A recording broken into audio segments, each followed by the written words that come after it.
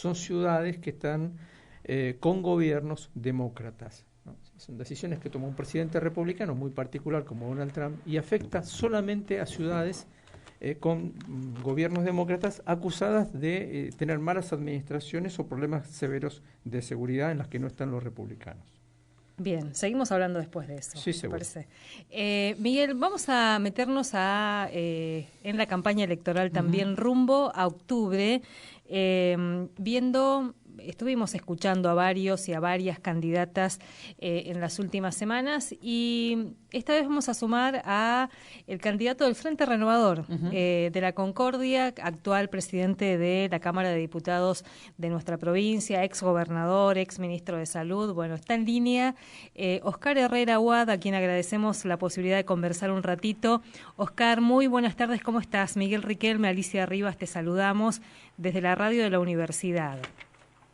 ¿Qué tal, Miguel? ¿Qué tal, Alicia? Buenas tardes. Muchas gracias a ustedes por la comunicación y gracias por permitirme estar al aire en esta radio tan importante para todos. Muchas gracias por atendernos. Ayer estuviste en la Facultad de Humanidades. Ayer estuve en el campus de la UNAM primero, ajá. Porque hicimos el lanzamiento de los Juegos Universitarios que siempre acompañamos, inclusive tuvimos la oportunidad de hacer algunos panamericanos acá en su momento con Tuti Buede y todo el equipo del área de deportes de la universidad, y después sí me convocaron un grupo de chicos del área de humanidades y bueno, pudimos charlar con ellos. Previamente habíamos tenido hace un tiempo atrás también una reunión con la rectora, con el vicerrector, con todo lo que es el cuerpo académico, los decanos y también que ha sido muy importante, justamente fue el día después que se oficializaron las candidaturas, justamente ese día a primera hora de la mañana tuvimos una reunión muy importante con ellos. Doctor, bueno, vamos directamente al tema campaña, ¿no? Un escenario enormemente complejo para quien tiene que prometerle a sus futuros votantes acciones concretas, y digo, en el agro y la producción, hablamos aquí en esta radio con productores del sector yerbatero, tealero, tabacalero, con el sector de la madera, de las pequeñas y medianas empresas, todos planteando situaciones de crisis, en algunos casos muy, muy complejas de resolver. ¿Qué le han dicho a usted que ha estado recorriendo también el territorio? Sí, bueno, yo vengo ya reuniéndome con los diferentes sectores ya de hace algunos meses, inclusive del año pasado mismo, cuando empezábamos a tener todos estos problemas, porque yo fui muy claro en el año 2023, en el mes de agosto, cuando le comentaba al sector productivo de la provincia que un eje de libre mercado y un eje de desregulación sin mecanismos compensadores para la competencia del libre mercado iba a ser muy difícil de sostener en el sistema productivo. Y esto lo digo no porque sea un fanático intervencionista del mercado como gobernante, sino porque a mí me ha tocado en diferentes oportunidades como gobernador ir a discutir y pelear, por ejemplo, el precio de la yerba, ¿no? Que nos tocaba cuando íbamos al laudo. Esos 4 años fueron años de discusión política. Entonces, cuando la política discute cuestiones que hacen estructuras de costo y de producción, uno puede llegar a un acuerdo mucho mejor, o por lo menos los mecanismos compensadores que se puedan poner en juego para esto. Fui muy claro en esto, hay que volver a restituir las funciones del instituto y hay que discutir nuevamente lo que son las estructuras de costos y hasta dónde el gobierno nacional puede ayudar y acompañar en esto. También fui muy claro cuando les digo que aquellos que dicen no, que se arregle el libre mercado, para algunas cosas el libre mercado está bien y para otras cosas el libre mercado está regulado. Entonces vos tenés un acompañamiento fuerte al sector agroexportador de la Argentina, los commodities, los granos del centro de la Argentina, la soja, el trigo, el maíz, que han tenido beneficios importantes por parte del gobierno nacional en la disminución de las alícuotas de la exportación, por ejemplo, las cuotas de exportación, lo que se llaman habitualmente retenciones. Eso lo han favorecido al sistema agroexportador, pero esos beneficios a los cuales yo, la verdad que me parece que está muy bien, si te dan beneficios uno lo tiene que agarrar. También yo reclamo por qué no se pueden poner en juego mecanismos de beneficios compensadores, no hablo de subsidio, pero sí de un montón de de posibilidades que se le puede dar al agro misionero, en este caso al sector yerbetero y al sector maderero, que es un sector que está tremendamente golpeado en dos niveles muy duros en el sector de la madera. Entonces, a quien durante 4 años tuvo que pelear el precio de la yerba, acordate que yo conseguí los 53 centavos de dólares en el año 2023 como precio testigo de la hoja verde, que hoy debería valer 600 pesos, 600 y pico de pesos el kilo de hoja verde, ¿no? Entonces, hoy la restitución de las funciones del instituto, por un lado. Por otro lado, la posibilidad de ir a mecanismos compensadores. ¿En dónde está eso? Y están en los impuestos nacionales que hoy nos están cobrando y beneficios que no estamos teniendo. Vos cuando pones un impuesto tenés una retribución de ese impuesto en algo, ¿no? Entonces, vos tenés el impuesto a los combustibles líquidos, que es un impuesto del 12.7%, generado a partir del Congreso de la Nación por cada litro de combustible para la obra pública vial de la República Argentina, que ya por decisión política de este presidente no se está haciendo. Entonces ya te están metiendo la mano en el bolsillo con un impuesto del cual sabés que no va a haber obra pública. Después tenés el impuesto al dióxido de carbono. En un país que te cobra el 7.3 de impuesto al dióxido de carbono, teniendo en cuenta que Argentina se ha retirado de la Agenda 2030 de cambio climático, te lo siguen cobrando. Vos imaginate, una de las variables más importantes del sector industrial de nuestra provincia está en el transporte y está en el flete.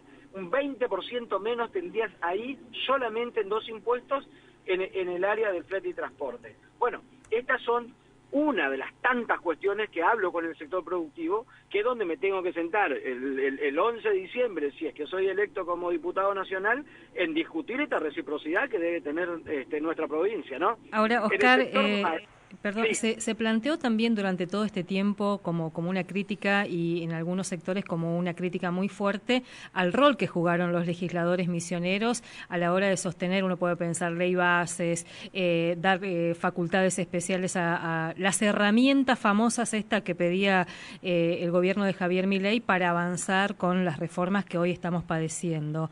¿Cómo es ese diálogo con el electorado cuando aparece esto, por ejemplo? Claro, se lo plantean.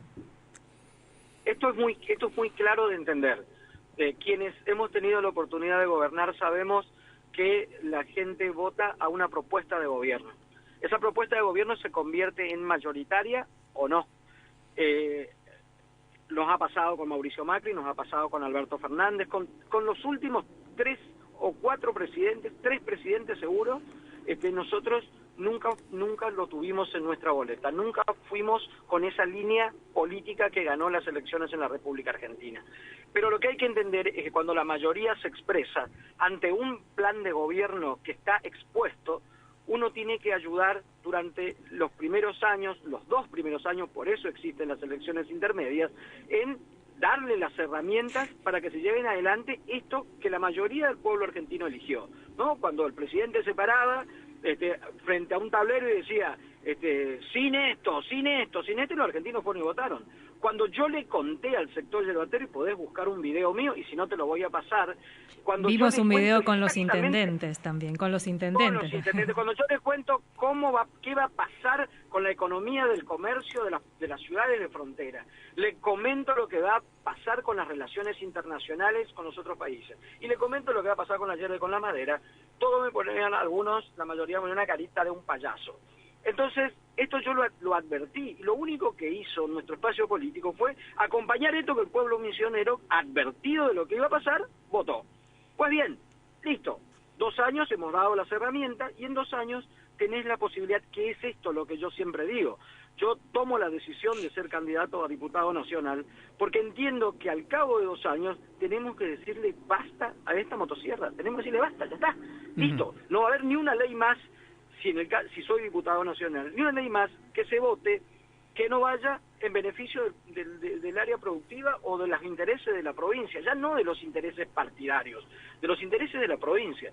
Por eso para mí es un gran desafío, y por eso pedí que se decidan rápido si querían que sea candidato a diputado nacional, porque de esa manera me permitía y me permite salir y hablar con cada uno de los sectores y decirles, con esto sí, con esto no. con esto sí y con esto no. Y es lo que estoy haciendo. Entonces cada vez que me preguntan le dije, ustedes quisieron esto. Bueno, nosotros durante 2 años le dimos esto. Ahora, en estos últimos 2 años, tienen la oportunidad de corregir. ¿Con quién? Con una persona que les está diciendo, vamos a ser recíprocos con el sector productivo. Vamos a ser recíprocos con la pública de nuestra provincia. Yo no me imagino Misiones en una universidad, ¿no? Un tipo que viene de la universidad pública. No me imagino el desfinanciamiento del sistema sanitario, cuando nuestra fortaleza y el activo más importante que tiene nuestra provincia es la salud. Bueno, me he plantado en esta línea. ¿Por qué? Porque no quiero después ir a un lugar a dar explicaciones de un voto mío en contra de lo que dije, porque no va a ser así. Prefiero irme y no votar en contra de lo que hoy nosotros estamos hablando. Doctor, ahí lo interrumpo un segundo. Digamos, ya más vista su experiencia, tanto como legislador como dentro del Poder Ejecutivo, ¿cuáles son las posibilidades que tiene un legislador o un pequeño grupo de legisladores, como el que puede aportar Misiones, de torcer algunos destinos de cuerpos legales como estos decretos que le habilitamos a Milei y a su sector, que están haciendo el daño que ya han hecho, digamos? ¿Hay posibilidades de realmente de torcer algo? ¿Hay que hacer una ingeniería con otros gobernadores, con otros diputados? ¿Cómo se plantea eso, de la ingeniería fina dentro del Parlamento? Ahí está justamente algo que vengo diciendo en estos días. Yo ya he tenido posibilidad de reunirme y de hablar con varios candidatos que van a estar en las listas o que están en las listas, ya sea senadores o a diputados, algunos de ellos conocidos y compañeros, ex colegas, por ejemplo, el gobernador de Tucumán, Osvaldo Jaldo, que también en su momento dio gobernabilidad y ahora dio marcha atrás en muchas cosas, va de candidato a legislador nacional por Tucumán, o con Juan Manuel Urtubey, que también fue gobernador de Salta y también tiene conceptos muy claros con respecto a lo que nosotros queremos para el sistema económico de las áreas regionales de la Argentina. He tenido la oportunidad de hablar con varios de ellos, estuve antes de ayer con Gerardo Zamora, que va a ser candidato a senador por Santiago del Estero. Entiendo que la configuración del mapa político del Parlamento Nacional va a ser totalmente diferente a lo que es hoy, digamos, un mare magnum de cosplayer y de tuiteros que realmente muy poco construyen y hacen mucho daño, inclusive hacen daño al propio presidente de la Nación, le hacen daño, porque cuando vos en el Congreso Nacional te comenzás a alejar de las necesidades de la gente y te radicalizás tanto a defender cuestiones que son de la vida, que son contrarias a la vida diaria de las personas, le hace daño también, ¿no? Entonces nosotros entendemos que uno no va a llegar a votarle en contra de nada, vamos a votar a favor de nuestras cuestiones y llevamos entre todos los que nos conocemos y ya nos estamos mandando mensajes, nos estamos poniendo de acuerdo de una agenda en conjunta que podamos trabajarlo, digamos, totalmente alejado de las cuestiones partidarias y de aquellas cuestiones que hacen muchas veces a los negociados entre provincias y la nación. O sea, muchas veces hay acuerdos entre provincias y la nación en formas individuales. Los gobernadores ya se han dado cuenta que esos acuerdos individuales no lo llevan a ningún lado, y tenés el caso de Gustavo Valdés en Corrientes, por ejemplo, muy clarito, ¿no? Que ha dado todo y vinieron a querer ganar en la provincia. Bueno, creo yo que el volumen político que puede tener una Cámara, que no va a estar para los flashes, ¿no? Porque yo ya he pasado por la etapa de ir a Buenos Aires, de ir a cenar en un lugar lindo, que te lleven, que te hagan esto. Ya a mí no me interesa eso. A mí me interesa la política pública, a mí me interesa llevar las cuestiones nuestras y que sean atendidas allá. No puede ser que después de 2 años Oscar, sin avisar un ministro, nunca vino un ministro a esta provincia. Pensaba un poco también, volviendo a esa escena de hablando con los intendentes, advirtiéndoles de lo que se podía venir. ¿Te imaginabas estas escenas vinculadas a los sectores como más vulnerables, más vulnerados? Las personas con discapacidad, por ejemplo, ¿no? San Ignacio, 25 de mayo. Te escuchamos decir la palabra que también venimos usando, que es la crueldad. ¿Se imaginaban esto? No, yo me imaginaba un ajuste brutal, me imaginaba una economía regional extremadamente golpeada, me dolía porque nosotros en la pandemia pudimos fortalecernos como como provincia con superávit fiscal durante los 2 años de la pandemia, porque cerramos la frontera y nos fortalecimos. Cuando abrimos la frontera teníamos un flujo de turistas y de gente que venía a nuestra provincia, pero la veía venir porque justamente nosotros no es algo nuevo un esquema de este tipo con el semejante apoyo que comienza a conseguir esta línea de extrema derecha, ¿no?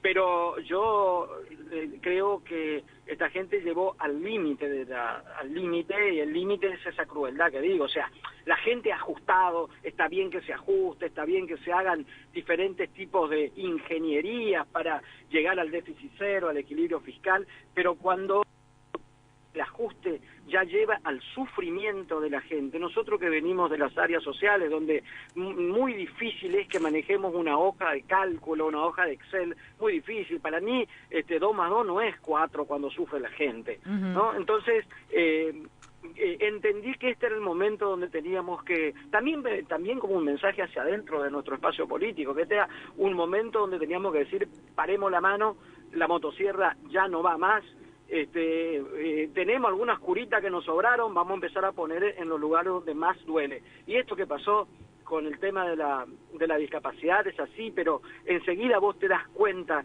cuando un gobierno adolece de argumentos para poder tomar decisiones de políticas de Estado, que es cuando entra la descalificación. Cuando yo te digo, cuando vos me decís algo a mí, Alicia, yo te digo, no, dejate de joder, esa descalificación ya significa que yo no tengo argumentos para discutir la política. Y nos hemos alejado de discutir la política porque también en el Congreso Nacional reina la descalificación. Entonces, habla alguien, lo descalifican. Entonces, no hay discusión de la política, porque tampoco hay actores que discutan la política. Quedaron muy pocos, quedó Pichetto, quedaron 3 o 4, no quedaron muchos que discutan la política. Entonces, todo está en la descalificación, en el grabar el video, en a ver qué canal de televisión te toma más rápido. Y bueno, creo que ahora, es un momento Oscar, donde la política tiene que decir basta. Una de las cosas que también aparece... porque ustedes tienen una lista que se presentó como una lista donde de alguna manera también integraron a referentes, gente que venía de La Libertad Avanza o de ese universo, entre comillas, libertario. ¿Cómo discuten ustedes eso? ¿Qué pasa con algunas, inclusive hay la que te sigue en la lista, es alguien que ha sido observada y cuestionada por sus posiciones negacionistas de los crímenes de la dictadura, por ejemplo? ¿Cómo discuten eso hacia adentro? Exactamente. ¿Sabes cómo, Alicia? ¿Sabes cómo, Alicia? De la misma manera que estoy haciendo con el misionero de a pie que votó a este gobierno ajustador y este gobierno que nos ha tratado con tanta crueldad. De la misma manera. Me he sentado, les he explicado, le he mostrado cómo en esta provincia se morían 400 niños con una mortalidad infantil del 32 por 1000 con las políticas de la década del 90. Le he mostrado y es la misma.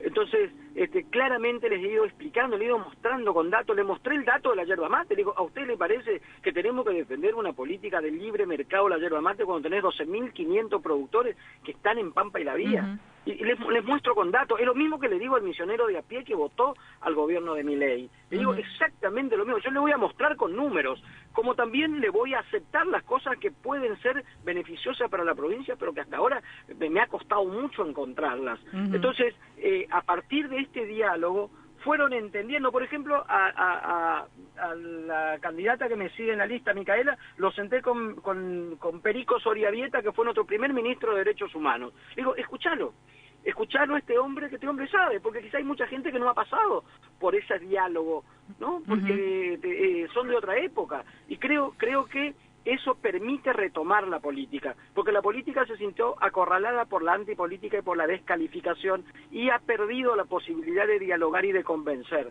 Entonces, hoy yo me puedo quedar tranquilo porque he llegado, creo, esperemos que así sea, con este mensaje a quienes también están en mi lista, porque también tengo referentes del ultraperonismo kirchnerista también en mi lista, ¿no?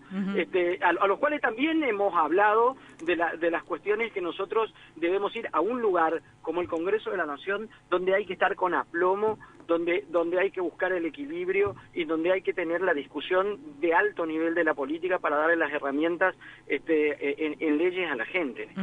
Oscar, te agradecemos muchísimo este tiempo aquí en la radio de la universidad y ojalá se repitan los diálogos, las conversaciones que son sumamente necesarias también, así que mil gracias.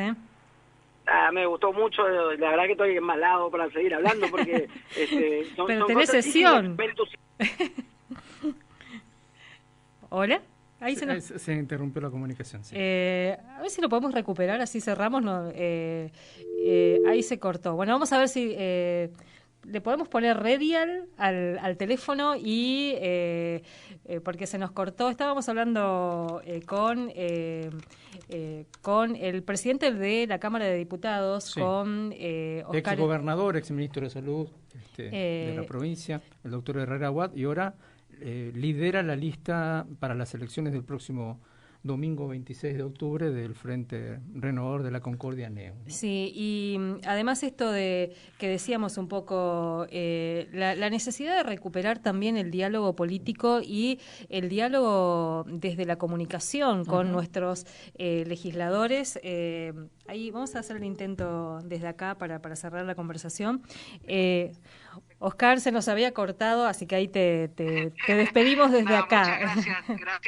Gracias por permitirme discutir y hablar de la política como corresponde, y eso hace al fortalecimiento también de nuestra democracia, ¿no? Muchas gracias, hasta luego. Y si llegás a ser diputado, tenés que también conversar con nosotros y con nosotras acá. Así es, cuando me llames, cuando me pidas, vamos a estar discutiendo estos temas que son tan importantes para todos. Muchas gracias, hasta luego.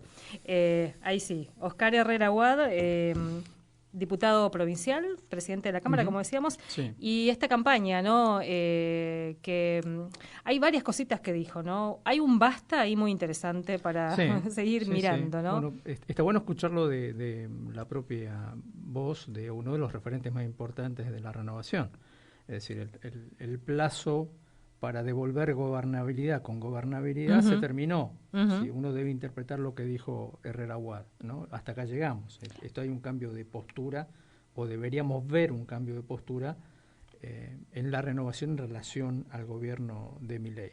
Cambio de postura que me da la impresión de que, como el propio Herrera Aguad también decía, está en muchos gobernadores. Sí. Él mencionó a Jaldo, mencionó a Valdés ayer, o antes de ayer, cuando hablábamos con Félix Pacayut, que no es precisamente amigo de Valdés, es uno de los líderes de la oposición a Valdés, nos decía que hubo una intención de acercamiento que no fue correspondida por La Libertad Avanza, que intentó coparle la provincia, ¿no? Sí. Bueno, salieron cortos. De hecho, ningún acuerdo fue respetado por el gobierno de Javier Milei. Todos los puentes dinamitados, cuando uno dice, bueno, eso es como el ABC de la convivencia política que debiera sostenerse. Bueno, eso no pasó, y esto que también lo decía Milei, aceleran las curvas, poniendo en riesgo también cuestiones muy sensibles, porque si estamos hablando, por ejemplo, de los sectores como las personas con discapacidad que están ahora en estos procesos de auditoría, en un contexto de extrema crueldad, con ya algunas pensiones que le fueron quitadas, con el vaciamiento de áreas que son absolutamente necesarias para la vida de las personas. Bueno, realmente la crueldad sin límites, y lo venimos contando desde la conversación con la gente del Garrahan, ayer escuchando a los intendentes y lo que pasó con estas auditorías, escuchando a las personas con discapacidad también, ¿no? Así que bueno. Novedades, Alicia, que en la línea de lo que estás diciendo, hay resultados en el Senado. Sí, la oposición logró dejar sin efecto el veto de Milei y reactiva entonces la ley de emergencia en discapacidad, lo que hablábamos más temprano con la gente del Garrahan. El rechazo a la decisión de la Casa Rosada recibió 63 votos, 7 en contra. Con esto, holgadamente, recordemos que es senadores, holgadamente obtiene los 2/3 que necesitaba. Miremos quiénes son los 7. Estoy en eso. Dale, si vos lo encontrás primero, mejor. Está bueno saber quiénes son los 7. ¿Quiénes son los 7? Porque propios creo que son 5, Sí. no mucho más. O Sí. sea que hay un par más Un par que más. aportaron ahí. De hecho, fíjense, un voto más que lo que obtuvo la emergencia en pediatría. Ujú. O sea, para ver también que acá van como sumando justamente, ¿no? Ay, acá Dardo que nos está escuchando. Gracias, Dardo. Nos acaba de pasar la lista. ¿Quiénes son los que... los rojos son los que votaron en contra. Claro. Abdala, obviamente. Álvarez Rivero, Olivera Lucero, Pagotto, Paul Troni. Sí. Y después hay unos... celestes que son que se habrán abstenido. Se habrán abstenido, sí.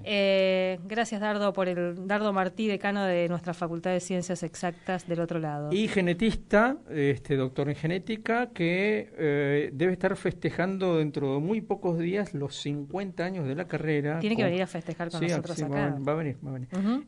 Con gente que viene de todos lados. Yo sé que ya está viniendo gente desde Inglaterra, desde Brasil, en fin, como están desparramados por el mundo los genetistas, muchos van a venir. Ujú, ujú. Así es que me parece que también hay que hablar de las cosas lindas, de paso. Bien, y cerrábamos este bloquecito con esta conversación con Oscar Herrera Aguad, que contaba, ayer estuvo acá en el campus de la universidad, después lo encontramos ahí, lo cruzamos un ratito en la Facultad de Humanidades, y en este recorrido que estamos haciendo, escuchando a los y las candidatas Así es. rumbo a octubre. Después le voy a pedir a usted, que es una experta en José Mayans, que rescate el debate de Mayans No hace soy, unos minutitos. Es mi comprovinciano. Aprendí Con a Paul tenerle... Troni. Siguiendo un poco lo que decía Herrera Aguad hace un rato, teniendo en cuenta cómo se fue conformando, tanto el diputados como senadores, Mayans brilla en esos escenarios. Sí. O sea, porque Bien. quedó tan vaciado de política, de discusión Exacto. política, que... así que bueno, sí, yo suelo hacer eso, después lo voy a escuchar. Paul Troni también es formoseño. Sí, Entonces, no me gusta tanto, te diré. y no, claro, Ah, porque claro. ahí dijo alguna cosa incómoda y Mayans le cerró: cállese, maleducado, hijo de mi ley, no entiende nada, ignorante. En ese orden. Así siempre. 17 en esta parte del país.